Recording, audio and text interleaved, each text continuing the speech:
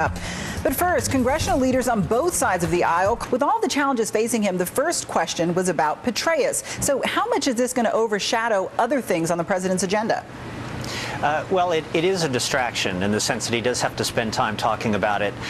It consumes a lot of the media's attention right now, and particularly at a time when he's beginning negotiations with congressional leaders over how to avoid the so-called fiscal cliff, these automatic spending cuts and tax hikes that will occur at the end of the year if they don't reach an agreement. I don't know how much day-to-day distraction it causes him. He compartmentalizes things well. He's off to Asia now for a 5-day trip. But it is another thing for him to juggle at a time when he's thinking about transition into a second term agenda, the fiscal cliff, and now the crisis in Gaza. And Elspeth, there have been calls by some on the Hill, including Senator John McCain, for a select committee to investigate the attack in Benghazi. Senate Majority Leader Harry Reid rejected that in a letter to Senators McCain, Lindsey Graham, Kelly Ayotte, and Mitch McConnell. Reid saying, quote, "I refuse to allow the Senate to be used as a venue for baseless partisan attacks." So did the general's testimony on the Hill yesterday shut down some of that partisan bickering? I think a little bit it did.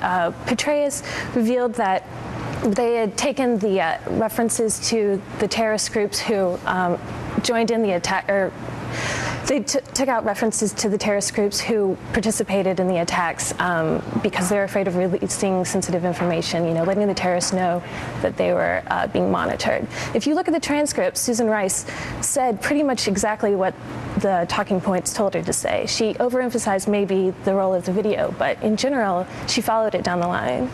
Okay, and Scott, if we could just go back for one moment to the developing story in the Middle East here. In a briefing on board Air Force One this morning, we learned that the president will be getting daily updates while he's in Asia. White House Deputy National Security Advisor Ben Rhodes saying the president wants the same thing the Israelis want, meaning an end to the rocket attacks, and that the White House is emphasizing de-escalation through diplomacy. Now, in the past, the president has been criticized for not expressing strong enough support for Israel. So the question now is he doing enough to that end with this situation? I think it's a very interesting question, and the first thing I thought of when I heard those comments from Ben Rhodes was recalling in 2006 when then-President George Bush told then-Prime Minister Olmert of Israel when he went into southern Lebanon to stop rocket fire that he did not want Israel to stop fighting until that rocket fire was over. This had disastrous consequences for U.S. prestige in the world, as well as the Prime Minister of Israel, who got into a big mess in fighting for weeks at high casualties to Israeli soldiers. So enabling Israel to do what it wants is not always the best policy. And it does sound like they are, the administration very publicly is supporting Israel, giving it carte blanche to do what it wants to do in Gaza.